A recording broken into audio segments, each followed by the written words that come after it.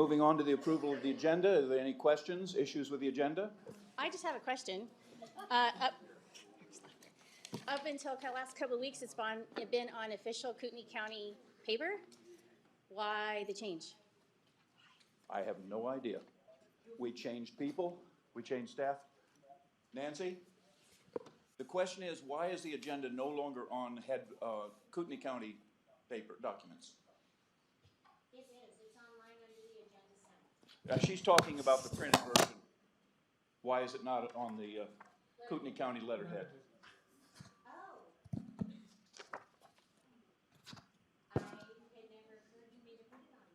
There's your answer, Tamara. Nancy always did it on the other. Okay, I can do that. Change. Okay, I just have always printed it out the way that they've sent it to me, but I can do it on that. Just one. Sir. So on the agenda on item Roman numeral 8E, analysis, strengths and weaknesses of current and alternative forms dash action.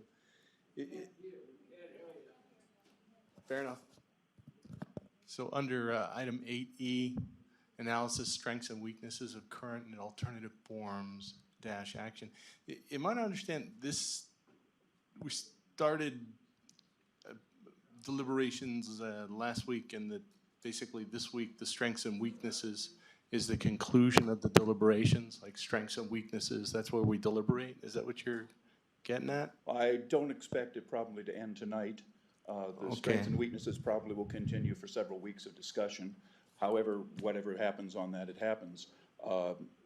We are, each of us probably has a pretty good idea of where we stand. Last week, I think, indicated that that was probably the case on most of these issues. Based on that, we're going through getting a preliminary position. Then we can go back and discuss the strengths and weaknesses, as we will have to do in order to do a final report. We have to have an analysis of the strengths and weaknesses of the current system as well as the proposed system.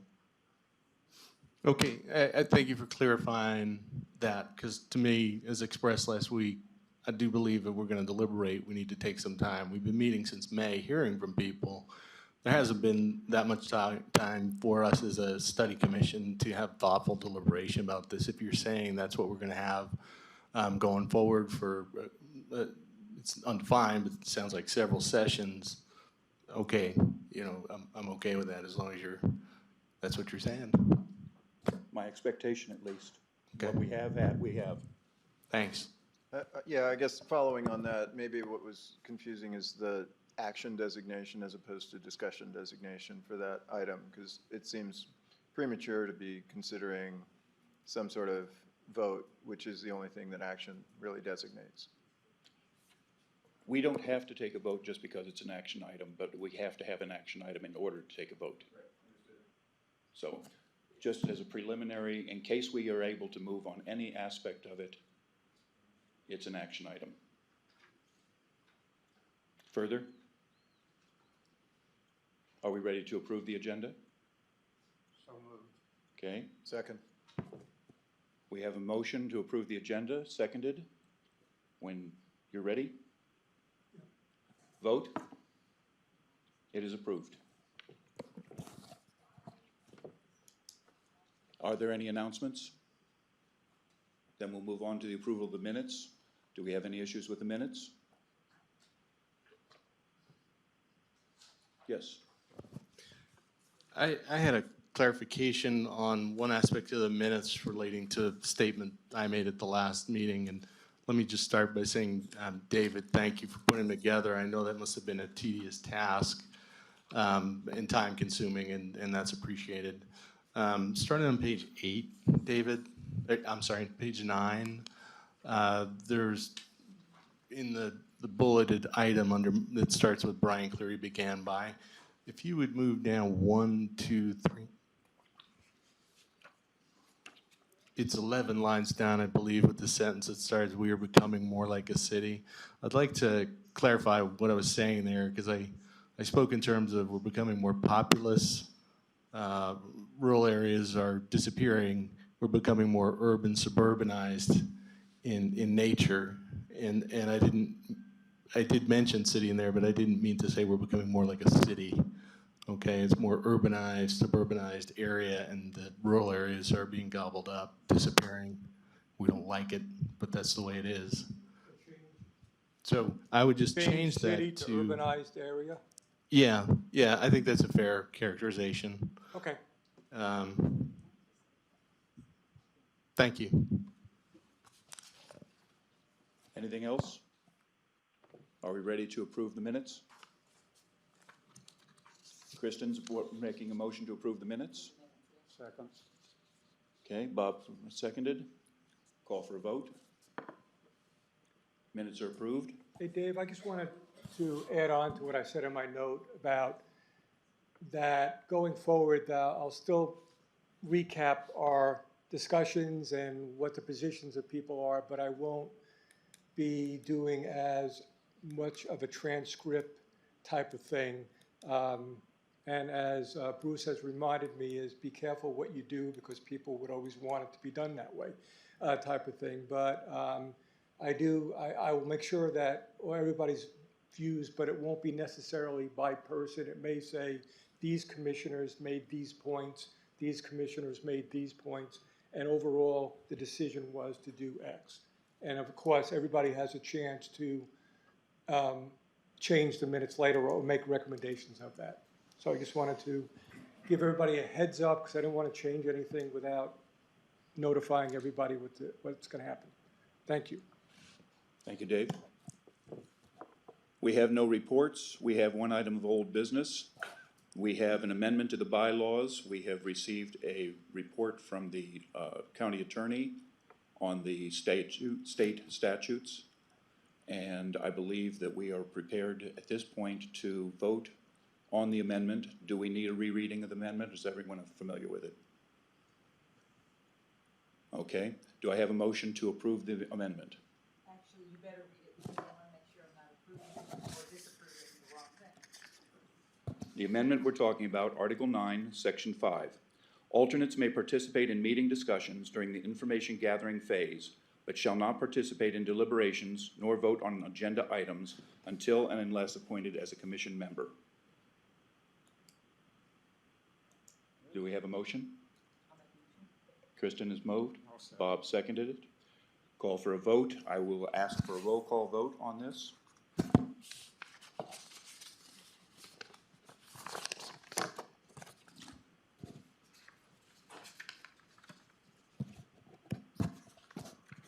Give me a moment here.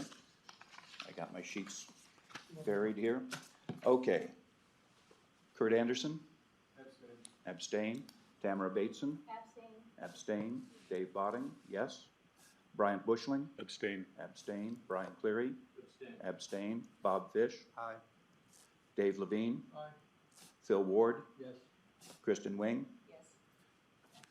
Passes by a vote of 5-4. The amendment is made.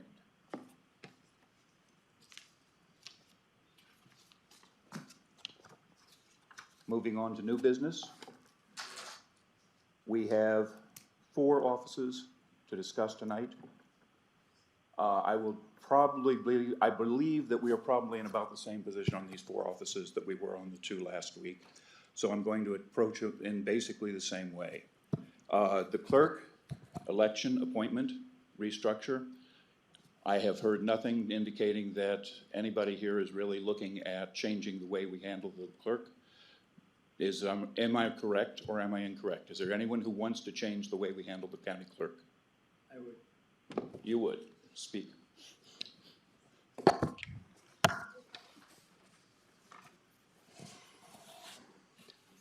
What I'm saying here applies to the 4 row officers, not just the clerk, because they are all basically department heads. Now, we choose to call them row officers because they are literally in a row on the table of organization. That's where that comes from. And we have elected them from the beginning of the establishment of the commission form of government here in Idaho.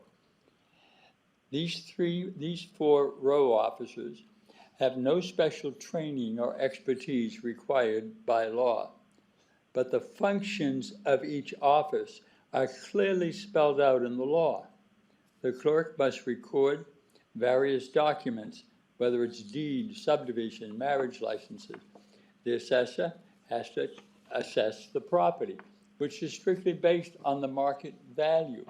He has no option to say, I want to make your assessment higher or someone's lower. It's what is the property worth. By law, he's obligated to do that. The treasurer collects the taxes, basically keeps the books. That's an accounting position. It requires that expertise to do it. We are fortunate that our coroner, although there are no qualifications, happens to be a medical professional. Now, just seems to me that a person is dealing with bodies, dead or alive, should have some medical professional experience. We have that. We don't necessarily guarantee it. These 4 positions require expertise, professional training, administrative skills, but no law requires that. Our current 4 officers who have addressed this commission have all displayed competence in their job. No one is saying they're not qualified to do what they're doing. The question in my mind is, have we been fortunate in electing these people, or are we voters who are so well informed of the qualification and experience of these people that we hire them through the ballot box and are actually getting the very best people, the same as you would get if you went through a screening process to hire someone in your job or for a public position. Could we elect someone who is perhaps popular, even well-known, or even held public office before, but is not competent for one of these 4 positions? When we vote for candidates, we must not be elevating people to their level of incompetence. If we do, the consequences for us as a community are substantial and huge. Last week, we put forward a recommendation, an initial review, to allow for a 5-member commission with a manager. Well, the manager will need to act with or interact with these row officers. The first item is usually the budget. That's the priority we're all concerned about. How would any manager interact with these officers? 4 elected department heads define what their money needs are, what they think they need, where they need to grow the department or reduce it, whatever it happens to be. The officials could basically disregard a manager's suggestion, particularly regarding the budget, since they are elected independently. Ultimately, the county commission approves the budget, the elected commission. The manager serves as an intermediary who stands between the commissioners, who may also have their favorite departments that they think, well, we ought to fund that one a little more, and the county row officers who believe honestly that they absolutely need these increases or adjustments. A professional manager understands the money that will be available and where to hold the line. A professional manager will look at it and decide how to divide that pie, because the pie is only so big, and typically everyone needs a bigger slice.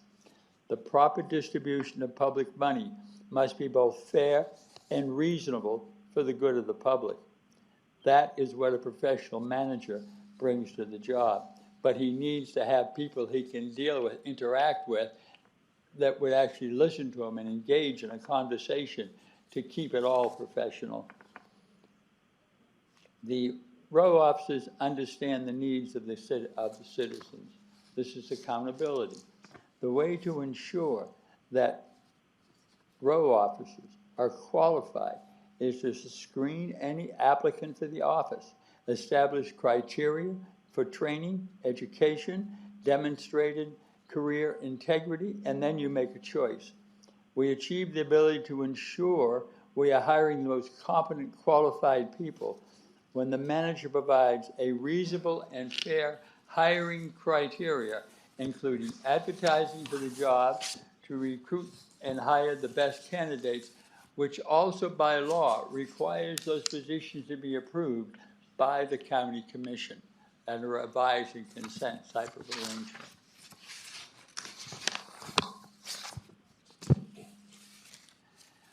None of these four positions really, we have the assessor, the clerk, the coroner, and the treasurer. None of those are really political in nature. Whether it is recording needed documents, placing market value on property, ensuring the proper control of our county money, or overseeing the records and causes of death, there is no way to do that job that is either left or right, Democrat, Republican, or constitutionalist. There's only one way to do it. It's either right or wrong. Now, that doesn't require a political candidate. That requires an experienced, knowledgeable person, a professional manager, and a selection process that is open to the public, and then requiring advice and consent by our elected commissioners assures maximum accountability to the public. An optional form of government is what we are considering, which means we increase the level of professionalism as a means by which counties can expand their service role.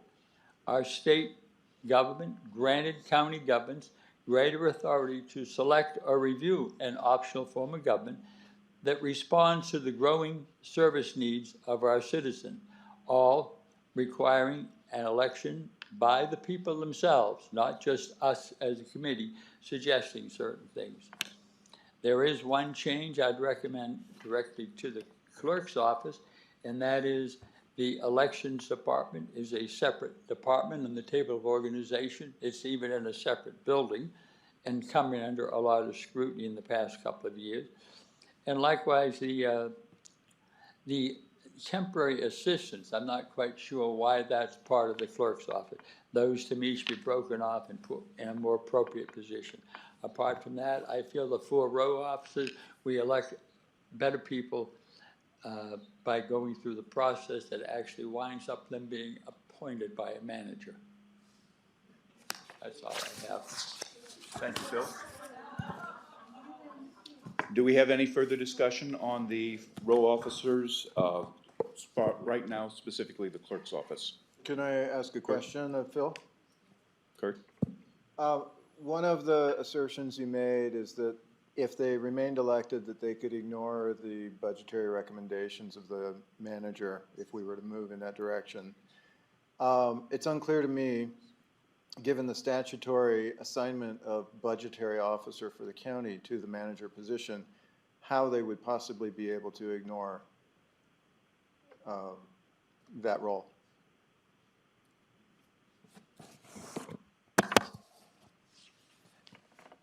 If they do not work for the manager, they are elected in their own right. And they can look at it and say, well, I understand, Mr. Manager, you want less money for the treasurer because there is only so much money on the tax roll this year. But I, as the treasurer, and I was elected, and I got as many votes as those 3 commissioners sitting up there, I don't want to do that. Now, ultimately, the commission decides. So they can disregard the advice, and it is advice of the manager, and take their request directly to the commission.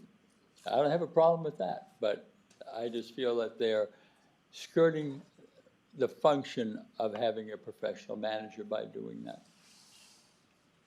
Okay. It's not clear to me how elected or hired would make a difference in that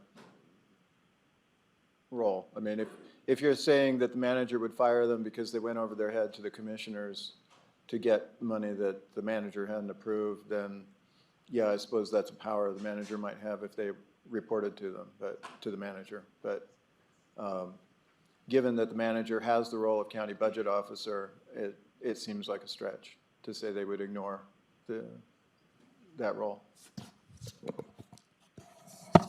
I don't know how much you've worked in government before, Kurt, but I'm sure a number of people have, probably some of them sitting out there. But it doesn't matter whether it's the public sector or the private sector. There are egos in conflict.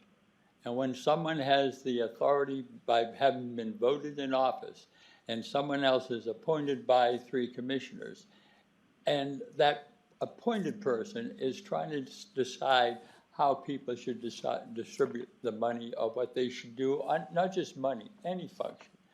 They could choose to say, I reject what the manager says, and they can go directly to the commission. Now, at that point, the manager has no authority. He can argue before the commission the same as they do, but he can't fire them. So they have no obligation other than a sense of public responsibility to try to work it out. I hope they do, but there's no guarantee. Whereas a manager who actually has these people that work for him, he has more control. Not that he's going to fire them. It still is something that has to go through the commission. But at least he has more say-so and can say, hey, let's sit down and look at this. Let's discuss this.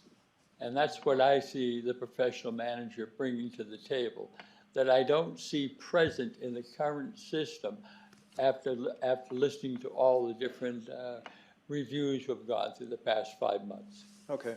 I'm not sure personally that absolving these department heads of public responsibility or feeling an accountability to the public is a good thing, but that's a different question. Thank you. I'm not sure anybody's suggesting these people aren't accountable, because if they are misbehaving, they will be unelected or they will be terminated, one or the other. If they're misbehaving, I would certainly hope they would be unelected. I would hate to think they were just getting in because of name recognition. Hey, I'm letting people embezzle, but you know me, so put me back in office. I mean, that gets to be far-fetched. Other comments? I do. And Phil, I understand you've actually been stating this pretty well from the very beginning, but I believe it's based on a couple of presuppositions. One, that there are a lack of qualifications, or will be, and like you said, our currently elected officials are very qualified, and many of them have stepped down out of the private sector, foregoing a large paycheck in order to serve our citizens, which speaks more to character as well as their abilities that they are bringing from the private sector. So already have that. To that point, we're not paying them private sector prices. So we're getting all of that experience from the private sector. We're getting all that knowledge. We're getting a servant heart to put Kootenai County first, and we're doing it a substantial discount of what they were paid in the private sector. Also, you said that it was possibly a popularity contest, but that's human nature. And so to presuppose that the commission manager will somehow rise above also doing a popularity contest, or he had a great interview, really got along with that guy, maybe qualifications work, maybe they don't. To believe that somebody will not do that is not realistic either. Some of that is human nature, and we're gonna have that whether we have one person, 3, 5, or 175,000 citizens. And I think there's much more accountability. There's much less of a popularity issue. And all these people who run for office, they're putting their lives, their money, blood, sweat, and tears, they're having to expose who they are in order to run for office. And our voters are pretty savvy. They see who these people are.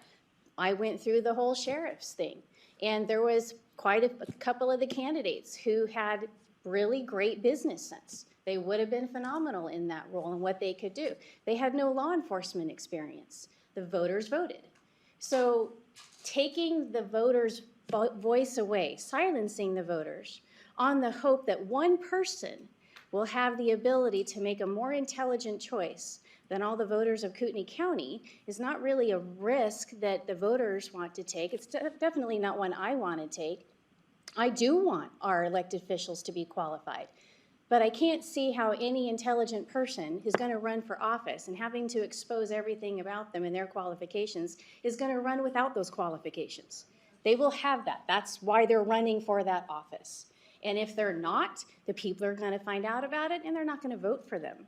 So having one person make that decision is basically creating a bureaucracy of one instead of a republic of the voters. And I don't see how there's any value or substance taking all of that away and putting that responsibility onto the one person. And to your point, that they could say no if they were appointed, That is the point of our system of checks and balances, that if there's something that they don't agree with, they have the authority to say no.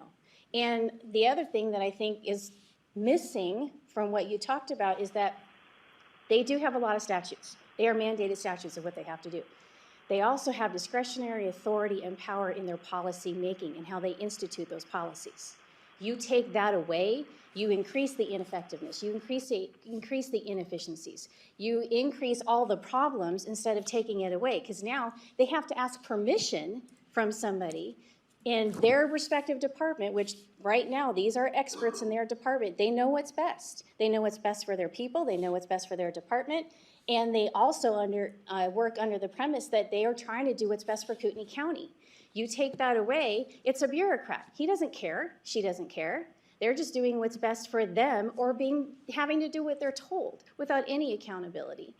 And all those policies that are being made for their departments are now no longer discretionary. Now you are asking that permission. They can't just fix things. They can't go to another elected official. And these officials, which technically the terminology is, we call them row officials because they're in a row, but it's kind of a derogatory term. They are peers with the county commissioners, and we need to look at them as peers of the county commissioners. Otherwise, you are, by default with the terminology, making them an employee. And that is the point of the appointment. But as peers, right now, they have great authority and power to work not only within the local governments, but also within the state government. You make them an employee, that authority is removed, that power is removed. They are no longer on peer with the state legislator. They just can't call and say, hey, we have this issue. We think it would be great for the state of Idaho. We're not even talking about local issues. We're talking about the entire state. And they can create policy that's better for every Idaho citizen. You make them an employee, and I talked to the clerk about this, I talked to the coroner about this, and I talked to the chief deputy treasurer, Jill. And across the board, all of them said no. They would lose authority. They would lose the ability to interact with other elected officials. They would lose the ability to interact with policymaking with legislative officials. They are peers. You make them an employee, they are no longer peers. And that is what all of them across the board have said. They don't want to be, they want to be a peer. They don't want to be an employee. And every single one of them also said they did not want to have the county, a commission manager, not the county manager, but a commission manager over them. Because they are a figurehead, but they direct that policy for everyone's benefit. It's well beyond the statutes. You remove that, then you are removing all the service that they could provide that's well beyond the mandated service. And now you're making it just, well, this is my job, this is what I've been told to do, and this is how I have to do it or I get fired. That's not a value to the public, and that's what every elected official brings to the table. So you lose that accountability, you lose the authority, you lose the discretionary powers. That's not benefit for us or the public.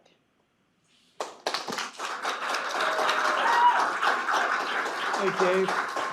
Ladies and gentlemen, please.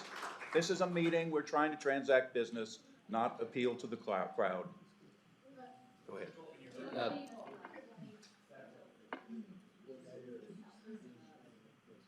To the committee here, and respectfully, Tamara, Americans traditionally have a disregard or a negative attitude towards what they consider bureaucrats. They also have negative attitudes towards people they consider congressmen and congresswomen. So I'm not sure that saying that having someone who is selected as a manager by the elected representatives of the citizens, who then in turn can select people who he believes or she believes meet the qualifications to do the job, and that person still has to be approved by the elected commission. I don't see that as one person taking charge of everything. And it's, you know, if you want to see the form of government, any number of places all across the country that have it. For a while now, here at this committee, we heard about, oh, we're so afraid we'll have incompetent, dishonest people. And, you know, any government, people make the difference, okay? You can have good people and bad people. My experience has been that overall, government has done really well here in Kootenai County or other places where I've worked. But just saying someone is elected and that makes them accountable or more accountable than going through a selection process that comes up with someone's criteria that is then approved by the elected people, I don't see that as deviating from what we need, that the people need to understand that their representatives are actually looking out for them. Okay, we have two positions on this. Let's not get into a pylon situation. Do we have any further discussion that isn't just a pylon?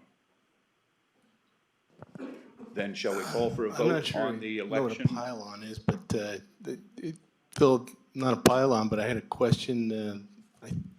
First, let me clarify, make sure I heard you say what I thought you said. That, your concern was that with the commission manager form of government that's kind of provisionally been approved here, right? That if you create that position, but you don't submit the people that are the row officials that you described, the 4 offices, to that supervision of or oversight of that person, that and just left them elected, right? That they would be reluctant to cooperate. That's just kind of perhaps human nature, right? There'd be this tension. But let me just touch on something, which is that this commission manager by law would become the functional budget officer for the county, correct? I don't know who decided that. Yes, Well, actually, it it's does Not say something that. to decide, it's in the statute. It's in the statute under powers and duties, 3153.034. Just basically says that's the commission manager's job, is to prepare and submit the annual budget for the county to the board of commissioners. And then the manager shall be the county budget officer and shall be responsible for performing the duties of the county budget officer as provided in Chapter 16, Title 31 of Idaho Code, and any other provisions of law imposing duties on the county budget officer. So, commission manager will now be the county budget officer. Who's the county budget officer now? Do you know? No, but they'll have that job. And then you go look up that job under Chapter 16, Title 31, and what it says in that provision. And I'm just skimming because I'm working off the cuff. You've done your job. You've prepared quite well your position. It's well thought through. But so on the cuff, I'm just trying to figure out. Okay, here's some of the implications of some things you mentioned. Under Idaho Code. Chapter 16, Title 31, it basically says any officer or an employee failing or refusing to furnish estimates of information within the time provided to the county budget officer can be fined. So, and they're nominal fines, I'll admit that, but they can be fined and it's deducted from their pay. So I think people do cooperate a little bit more when there's financial penalties involved, even when they're nominal. And so the concern that you're saying about, look, you leave them elected, you don't put them under the commission manager, right? Their inclination is going to be not to cooperate. Idaho Code has built into it for the county budget officer, which the commission manager will be, provisions that say you don't cooperate, you get fined. So I think that addresses that concern to some degree about, punishment for not cooperating. Just a thought for consideration.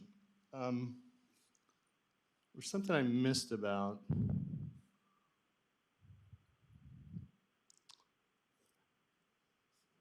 Just want to look at my notes because you had a lot in there, so you prepared, and I just want to look at my notes and make sure I got it right. No problem.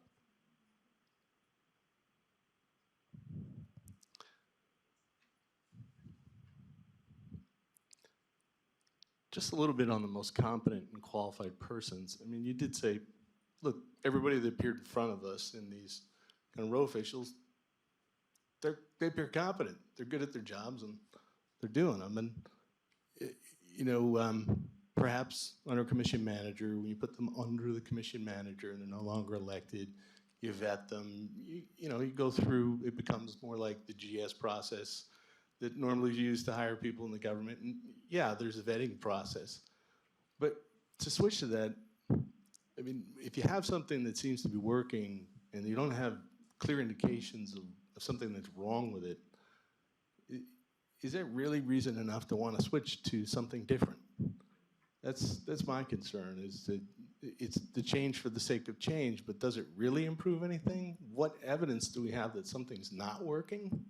And as you know, my view was I would need some kind of evidence that showed me greater than 51% that there was a change that was needed. Not one person that's come in here, perhaps, save one, said anything about something that was wrong in the people that had been elected, saying they were unqualified, couldn't do the job, or that to the degree to which they had to have a learning curve at first, their deputies weren't exceptionally qualified and competent to assist them and facilitate them easing into that position. I didn't hear anything contrary that says we get a bunch of bozos, or there are past examples of bozos who've really run this place amok. And so by my standard, which is show me evidence greater than a 51% weight of a need for change, it just doesn't pass the bar.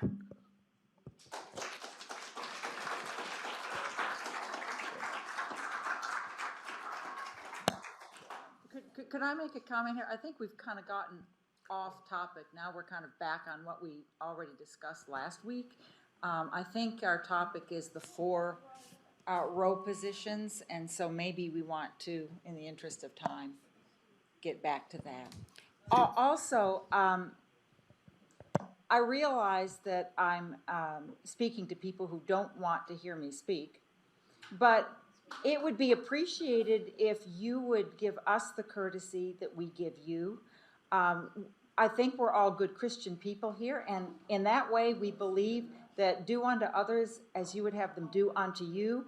I would not be mocking you if you were speaking. I would appreciate it if you wouldn't mock my colleagues. And some of my colleagues around the table, I wish you would stand up and say that too, because I think that they have chosen people that they want to approve of, and this is not a popularity contest. We're here as citizens to try to talk about this.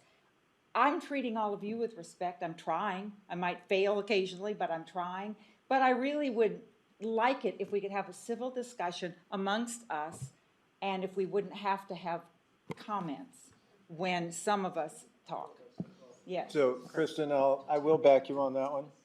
I found last week some of the interjections from the audience to be distracting from the conversation and the topics that people were attempting to raise. And so, yeah, I think that it would be helpful if we could have the conversation without the interruptions, definitely.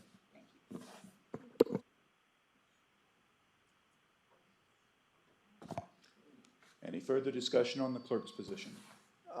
I would like to go back to Brian's questions, though, because while you said you felt like we were digressing into topics from last week, Right, I think Brian was specifically right. addressing Phil's points. I didn't mean to end the conversation. I just thought that we might be getting back to discussing the manager again, and I thought we were here today to talk about. But if that's what the group wants to do and it's allowed, that's fine. I'm just. Oh, no, I don't think, Brian, I didn't hear you addressing the manager per se. I thought you were addressing these 4 positions and Phil's suggestions regarding clerk and the other 3. I meant to be addressing the clerk, but of course the clerk as proposed would be under the manager, so I can't see how it's impossible to separate the discussion, I'm sorry. And it's relevant because the statute as directed commission manager to be the budget officer, as I said, the implications of the person that's under him reporting to him. There was a comment about they wouldn't feel accountable if they were elected. I'm saying there's provisions in there that would make them accountable. So, I didn't mean to get off. I'm sorry if you think I did, but I do think it's relevant. And there you have it. I actually think until we vote on the clerk, we don't know what you just said, which is you're assuming the clerk is under the manager. I don't think you're going to find that that's what we vote for. If we're deliberating, then we're also kind of discussing, and people are thinking of views before they vote. I hope this isn't like an Alice in Wonderland where we go, you know, let's have the sentence first and then the verdict later. Well, but can I, Dave, on this, Phil is passionate about this, but I haven't heard. Phil is passionate about this, but I haven't heard others who support that position. We've heard others who do not support that position. So would it make sense to see if there are other people that would support this, or go to a motion to continue to elect the clerk and to keep the current structure of that position that way it is, and get the vote, which I suspect will be more than 5, versus having this respectful debate between Phil and other people. It just seems like we're not moving forward. I don't mind going to a vote. I don't. If you want to do that. I was just asking a question, then I had a No, follow-up I point understand, for his Brian, illumination. but then Brian, it'll be a response by Go Phil. to a vote. But then Question is fine. I don't think there was any issue with that, but I think what Dave is saying and what I've been trying to get to is I believe that there is already a position in most people here, most members of this commission. And I believe that if we poll that position, we will find that we will not be appointing the clerk. Is there any further discussion wanting to appoint the clerk, not elect? Dave, I'll make a motion to continue to elect the clerk and keep the current structure as is. Do we have a second? We have a couple of seconds. Which one is first? I don't. Let Tamara have first on Okay. that. Bob seconded a couple already.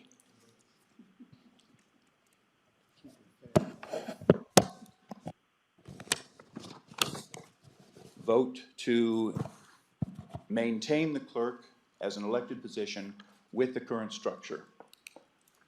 Kurt? Aye. Tamara? Aye. Dave? Yes. Bryant? Yes. Brian Cleary? Yes. Bob Fish? Dave Levine? Phil Ward? No. Kristen Wing? Does By a the- vote. Does the I'm sorry. nose have it? That's one reason why we're doing it this way. That way, everybody knows that I'm being straight about the votes. By a vote of 8-1, the clerk, we are recommending the clerk continue to be elected rather than appointed and maintain the current structure. Moving on to the assessors. Ladies and gentlemen, please, let us do the work. I'm not doing this for applause. Moving on to the assessor's office. Do we have anybody here who wishes to appoint and not elect the assessor other than Phil? I don't think so. Do we move to a motion to continue to elect? I move. Kristen? Kurt, you want to I'll second that? Sure. Okay. Give Dave a chance to make the notes he has to. Okay. On the assessor's office. Kurt Anderson, Aye. Tamara Bateson, And this is elected in keeping current structure. yes. Aye. Dave Botting, yes. Bryant Bushling, Yes. Ryan Cleary, Bob Fish, Dave Levine, Phil Ward, No. Kristen Wing. By a vote of 8-1, we will recommend that we continue to elect the assessor and keep the structure the same. Moving on to the treasurer's office. I'll repeat the same question. Other than Phil, does anyone here wish to cease to elect the assessor and appoint the assessor? I'm sorry, I backed up. Treasurer. Thank you. I'm not getting any response to that. Do we have a motion to continue to elect the treasurer? Kristen? Tamara is the second? And keep current structure. Yes, ma'am. Kurt? Aye. Tamara? Aye. Dave Botting, yes. Brian Bushling? Yes. Ryan Cleary? Aye. Bob Fish? Aye. Dave Levine? Phil Ward? No. Kristen Wing? By a vote of 8-1, we are going to recommend continuing to elect the treasurer. Moving on to the coroner's office. We have the same situation. Does anyone here wish to cease to elect the coroner? Okay. Moving on to the vote. I move that we maintain the coroner as currently structured as an elected position. Okay. Kurt and Tamara.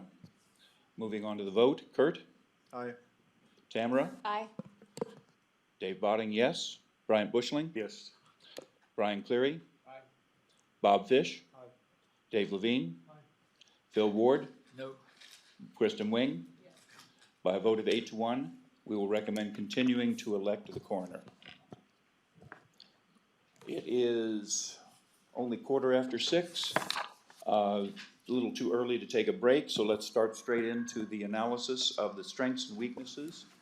Could I suggest that maybe we talk a bit about the writing committee first? I think the analysis discussion may take a lot longer than talking about the writing committee. Well, I'm anticipating the analysis will probably take several weeks at least. Right, that's why I'm thinking maybe we can work through the questions about the writing committee and then go into the analysis until Does we get anyone have tired. an issue with changing the order on this? No. We will then discuss the writing committee. Last week, I believe it was it you, Brian, who suggested the membership of the committee be Kristen? I was kidding. I just figured $10,000 in, it's a couple thousand more. I was kidding. Well, I'm insulted that you were kidding. I thought at least we could agree on something, Brian Cleary. Well, you're elected to the committee then. Does anyone have a problem? Kristen, do you want to be on the committee? I do. Okay, does anyone have a problem with that? Anyone else want to be on the committee? Sure. I'll be on it. Anyone have a problem with that? Okay. I volunteer.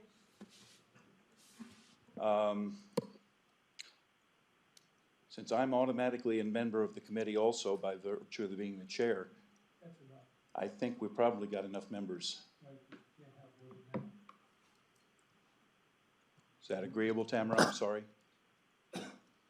You'll be able to deal with what we report out. Well, that's fine. I've been helping Dave proofread, so that's kind of been my role. So Then I would be happy to Then we will be happy to have you offer my proofread. proofreading. Okay. We could have some of the alternates participate if they were so inclined, since they have heard all of the conversations so far, also, if we wanted. Because they won't make up a quorum if we want more hands to help with the writing. Kristen, Brian, do you feel that there's too much work for the three of us to write? I don't mind an extra set of eyes on it.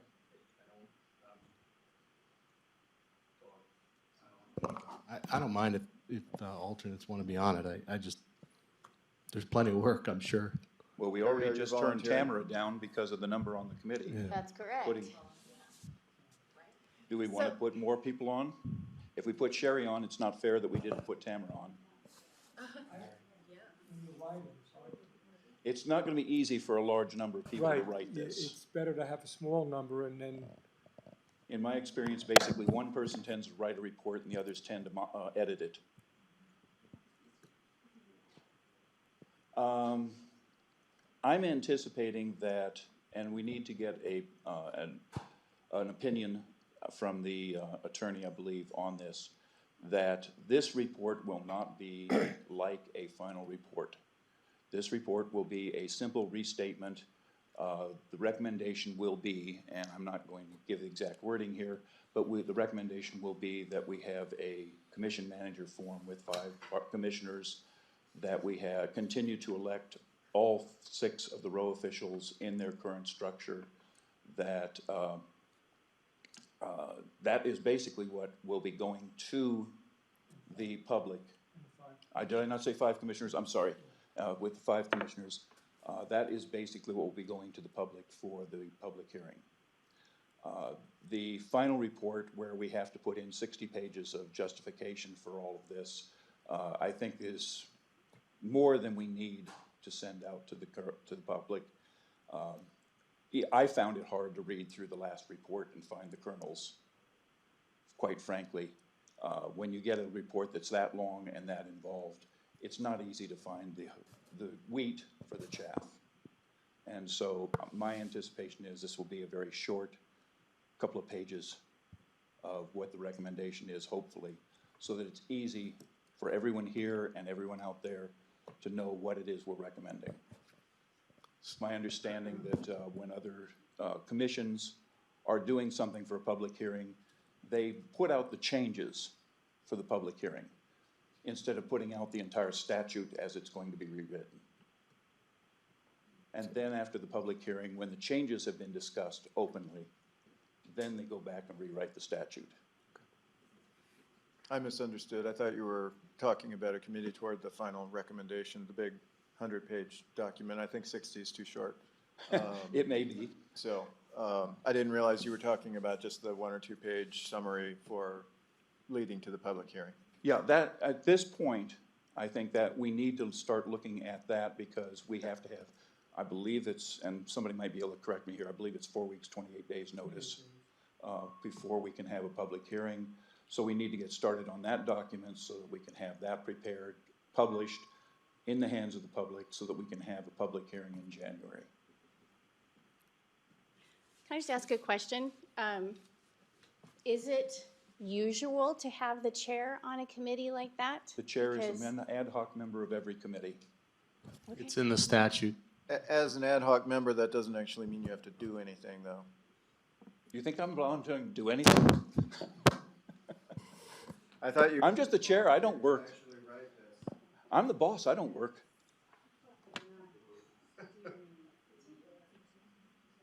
Okay, so clarification Steering for it, Brian. you what- really think I can steer those two? I abstain. So we're just talking about the preliminary report that will go to the public prior to the public hearing. That's what this committee is, which That is- theoretically could then grow to the larger one for the larger Maybe the report. same members, maybe different Okay. members. I have no position on the writing committee for the final report. This is the writing committee for something to put out to the public so that they know what it is to talk about, what it is to comment on at the public hearing. Thank you for clarifying. Yes, and Dave gets a break. So Dave, just to be patently clear, and it's literally just writing up the recommendation is the purpose of this subcommittee, just capturing the essence of what the majority is on this, the We may have to recommendation. put in Yeah. a small amount of explanation as to what it is we're looking at, why it is we're looking at, what the statute says the position is on something. We'll have to look at how we have to write that up, but Okay. yes. Yeah, okay, got it. Yeah. Further comment on the writing committee? We are set then, Kristen Wing, Brian Cleary, and I will be the writing committee. Okay, moving back to the analysis, strengths and weaknesses. In business, we call it a SWOT analysis, strengths, weaknesses, opportunities, and threats. We don't need to go into the last two. So we look at the strengths and weaknesses of the current position. There has been a number of people who have complained that the last commission did not find enough strengths in the current position. So let's go at it. Do we want to start by going around the room, get everybody a chance to speak, and then we can go into a discussion of it in more detail if we need to? Is that agreeable? Are you lumping the commissioners and the commission manager into one? Because technically, if I understand statute right, they will be put on the ballot as separate entities. And we have to discuss the strengths and weaknesses of the 3-member Board of Commissioners with 6 elected row officials, and the strengths and weaknesses of the commission manager form of government with the 6 5. elected officials, And the 5. with 5 commissioners, yes. Well, I think Tamara was asking, should we discuss the 3 versus 5 separately from the commission manager versus strictly commission?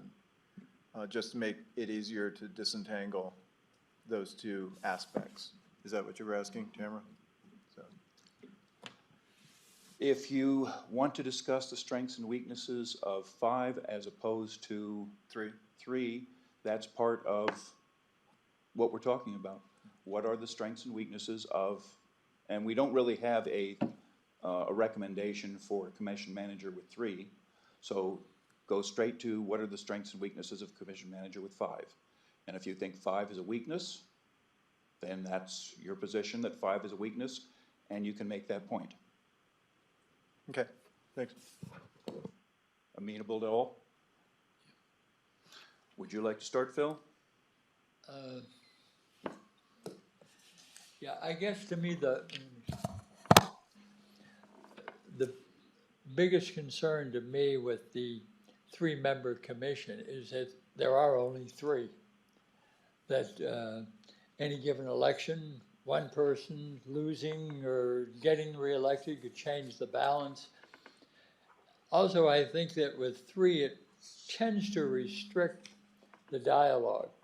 That with, and I don't know if I should combine the position of incorporating a manager, but with the 5 commissioners and having a manager, I think there tends to be a lot more public discussion before decisions are made. And, you know, to me, that's the essence of what this is all about. How do we maximize public exposure, what our government is doing? I think knowing that you need to at least get 3 votes to do anything in this county is more important than just 2. 1 vote may not seem like a lot, but for political decisions, it can be very significant.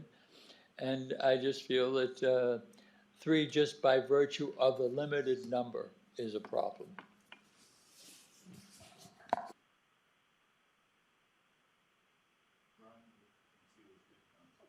Okay, shut off.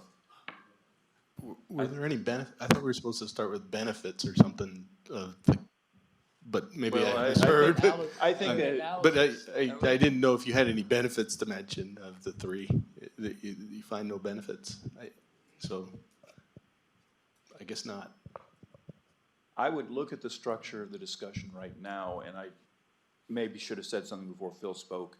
I would look at this, the structure of this discussion being similar to what is required for the final report. The current position, which is a 3-member board, a current form, which is a 3-member board of commissioners. What are the strengths of that form of government? What are the weaknesses of that form of government? The proposed, which is the commission manager with 5 commissioners. What are the strengths of that form of government? What are the weaknesses of that form of government? That is what we have to discuss, what we have to put into the final report. And that's what I would like to start trying to put together over the next couple of weeks as we discuss it here, come back and discuss it again next week after people have had a chance to think a little bit about what they've heard and what they want to position. So, that in mind. Dave, could Yes, we do sir. this in a little bit more dialogic fashion rather than just necessarily going around? Because like Phil made the contention that he thinks 5 plus a manager would lead to more public discussion. And that my question is, I'd like to be able to interact around some of his questions because he's saying that that's a strength of the proposed direction.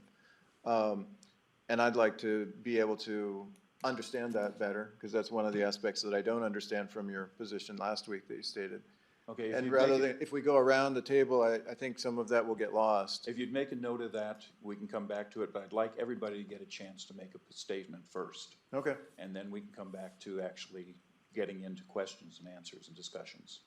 Okay, because I think if you're asking everyone to go around with a list of all the things they think are strengths and weaknesses of both the recommended and the current form, I think that's going to be really hard to keep track of. Yeah, that's my concern about, it's too open-ended for me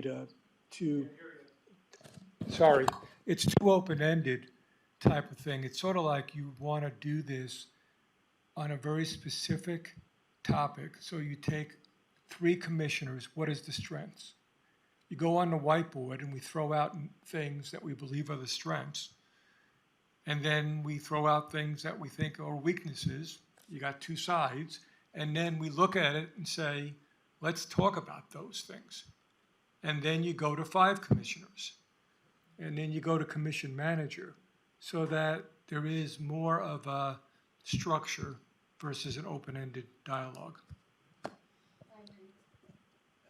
But I won't go and write on the whiteboard.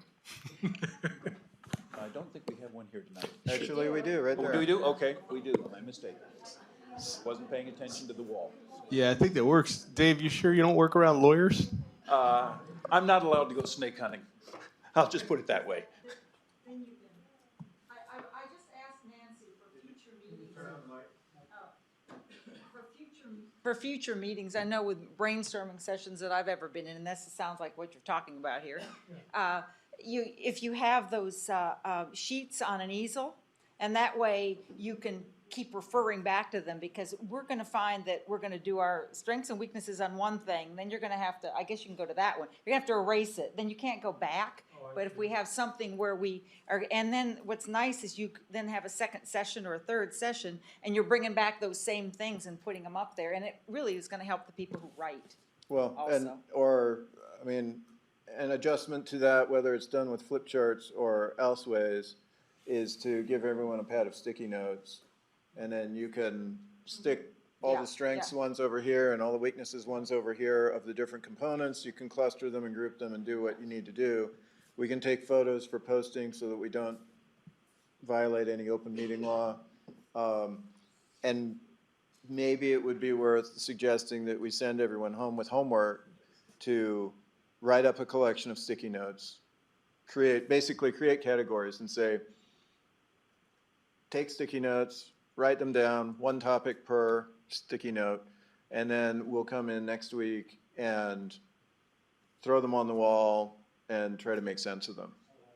As an alternate, I kind of like what Dave suggested with the, and what Kristen modified it with the sheets, in that once we have had one person make a good list of strengths of the current system, I think that most people are going to be sitting here going, well, that was what I wanted to say, and we might get 1 or 2 additionals, but it's going to be a matter of, once we have a strength written down, we don't need to repeat it.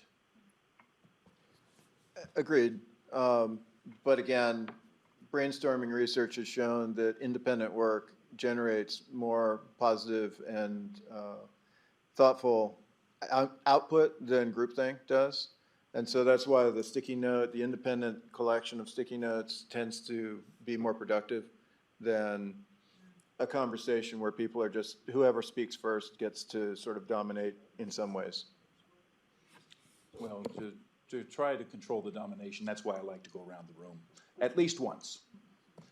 But still, even going around the table, there's an order of speaking, so.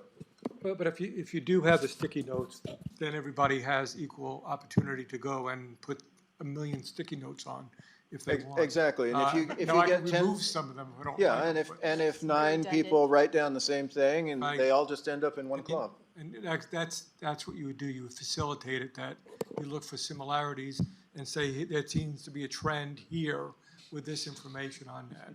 And you have different categories, so we have a 3 commissioners, strengths and weaknesses, 5 commissioners, strengths and weaknesses, row official elected, right? I mean, do we need that? I think we can dispense with that, given the Well, we- advisory votes that we've done. I think But we can. don't we have to do that for the report, for the No, final report? No, because we're not recommending any changes okay. to the elected officials other than the commission.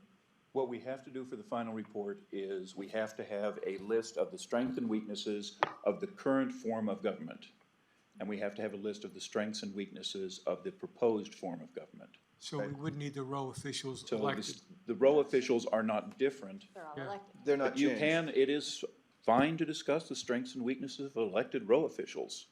But we are moving forward, it looks like right now, with the recommendation they continue to be elected. Right, so we really only need to focus on the commission. And commission manager in the 3 to 5, Yeah. 3 and 5. So those would be the 3 categories of sticky notes. It kind of looks like we have a consensus. I haven't been looking over on this side. Bryant? Phil?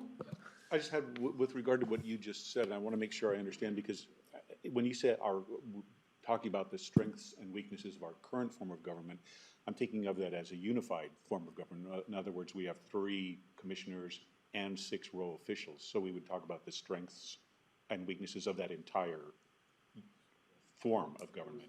That is my understanding Okay. of the statute, yes. Right, now I We thought have you- to discuss the current form, not just the 3 commissioners. Okay, and I thought you were saying. the I opposite. understand what they're saying is that they want to put together Got this, it. an analysis of the 3 commissions. But what we need to do for the final report is put together an analysis of the strengths and weaknesses of the current form of government, 3 commissioners, and 6 elected row officials. And then we look at the strengths and weaknesses of the proposed commission manager, 5 commissioners, 6 elected row officials.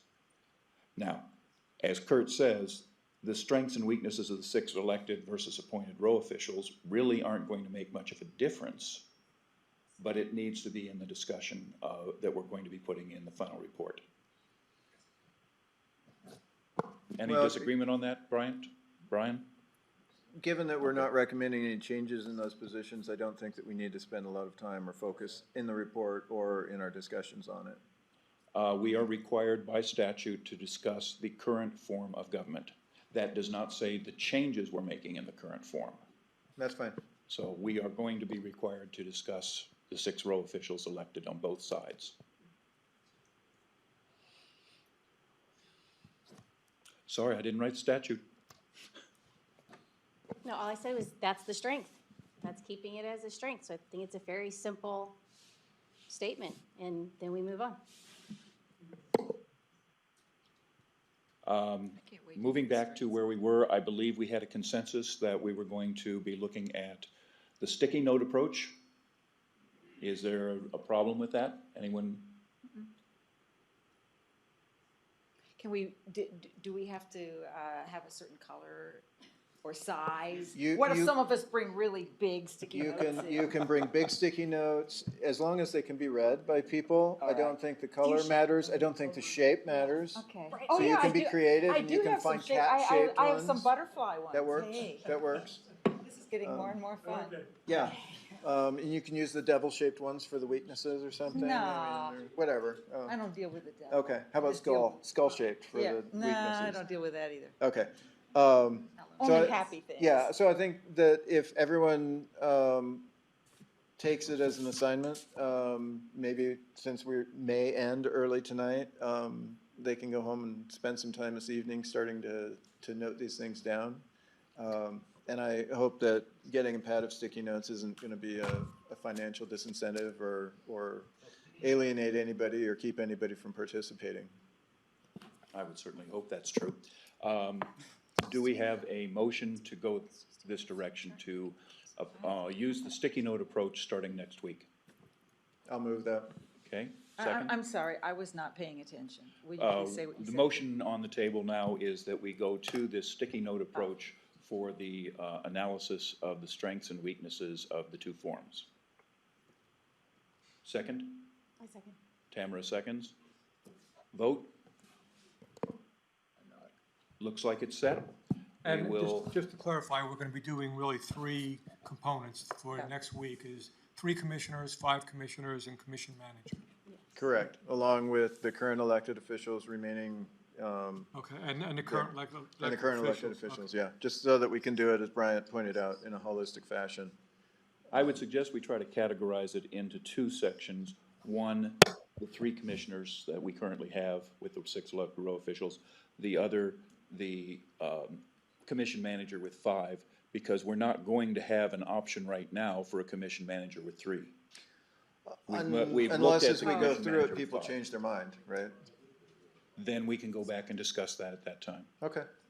Okay, so. Maybe as people are writing down their thoughts, they can keep that in mind if they feel like there's some compelling case to be made. Absolutely. Anytime somebody thinks that we have a compelling case to change what we've been doing, bring it up. Dave, can you say that again? It's 3 commissioners with 6 row officials and, I believe it's called the 3 commission member form of government. I don't have it in front of me. I'm just trying to get the headline of the form. And the other one is the commission manager form with, with 5 commissioners. Okay.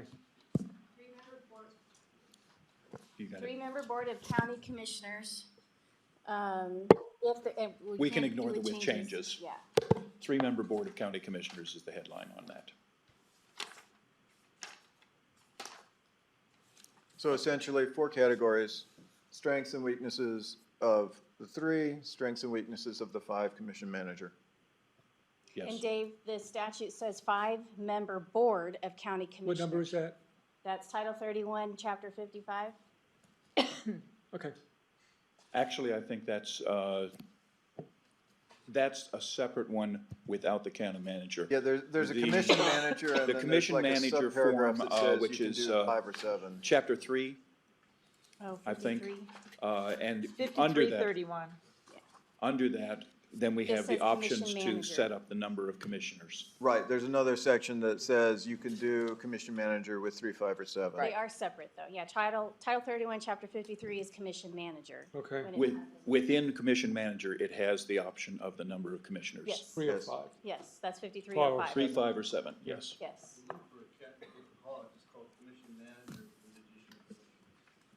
Well, let's be specific with 5 and focus on that. Can I just recommend, Dave, that maybe you send out a note to us with the categories you want us to do sticky notes, so that we're all, before I get the minutes done anyway?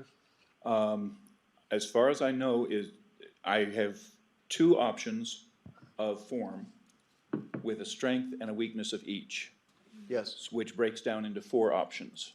Is there Okay. any question on anybody's mind what we're talking about? We have 2 forms of government.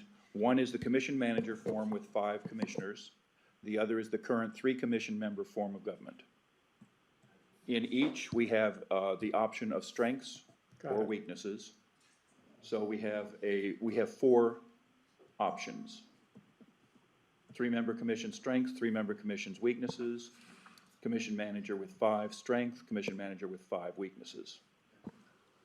and for anyone who's not done this kind of an exercise before, 1 idea per note, so that you don't have to tear them apart and stick them around, so.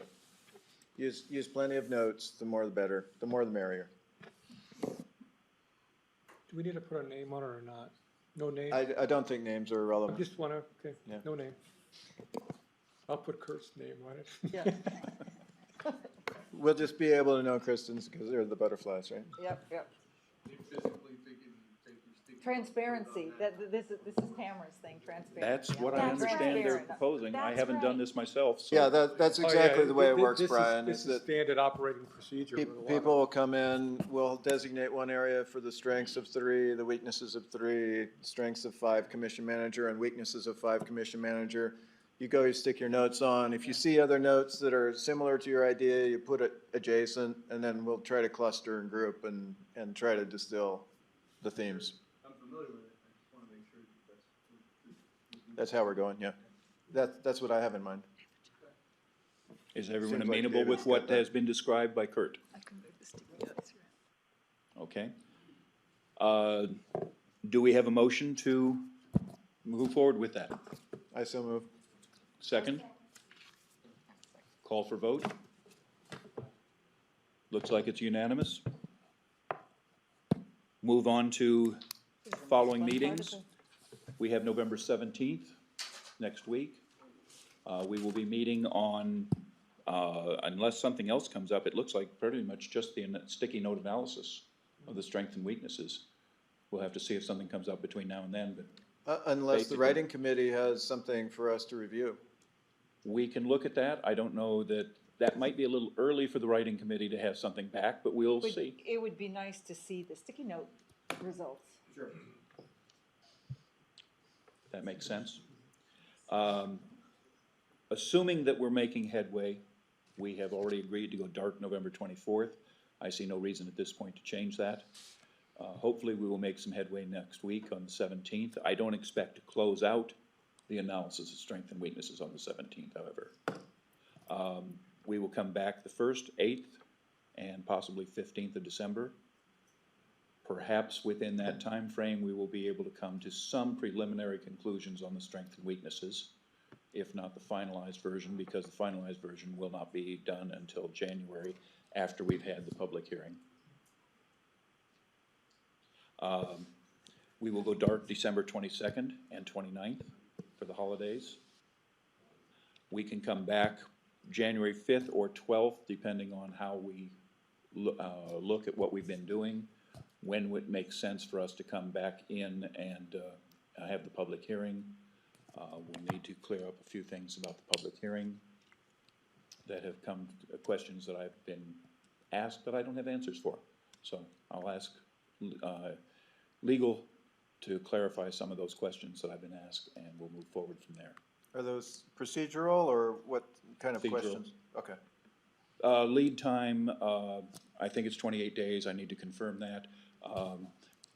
Do we have to deliberate the night of the public hearing? Do we have to deliberate within a certain time frame of the public hearing? I don't know. The questions come to me, I don't have the answer. So, I thought we had already gotten some feedback from our last set of questions that what we're doing now is deliberations according to the open law statute already. So there is no difference between the discussions we're having now and the discussions we have after the public hearing. According to I open was statute, told there was a open time meeting limit law. after the public hearing that we have to have a meeting and further discussions. And I'm just, Okay. I don't know what that is. Somebody said 3 days, somebody said 5 days, somebody said that night. I don't have the answer. Okay. I need Yeah. I need no, the that's answer. fair. That's fair. So, based on that, we'll look at coming back at some point in January, we'll clarify when that is, when we have better information. Tamara, you had a question? Yeah, I was just wondering if we have a tentative date for the public hearing, because I don't think it would be good to do it early January, 19th, 26th, I was somewhere looking in at there. maybe the 12th, we can talk about that when we get into it and decide whether that's too early for people coming back from the holidays, for people to have gotten over their turkey yet or not. Exactly. Maybe people will be in a better mood if they're still stuffed with turkey, I don't know. That Maybe they'll be in a tryptophan worse kicking in. mood, maybe they'll be in a worse mood. But we'll talk about when to have that public hearing at some point in January, whether it's the 12th, 19th, something like that. I Okay. don't know that anybody's wedded to any particular date yet. I just don't think it would be good to shoot for the 5th. That would be a bad idea. Don't think the 5th is a good, well, that may No. be, that may well be. Okay, thank you. Okay, further discussion on the schedule? Do we move into adjournment? We have a motion, we have a second, vote. It is unanimous, we are adjourned. Brian, a second? Yes. What time do you have, Dave? I have, close enough, I have 6:40.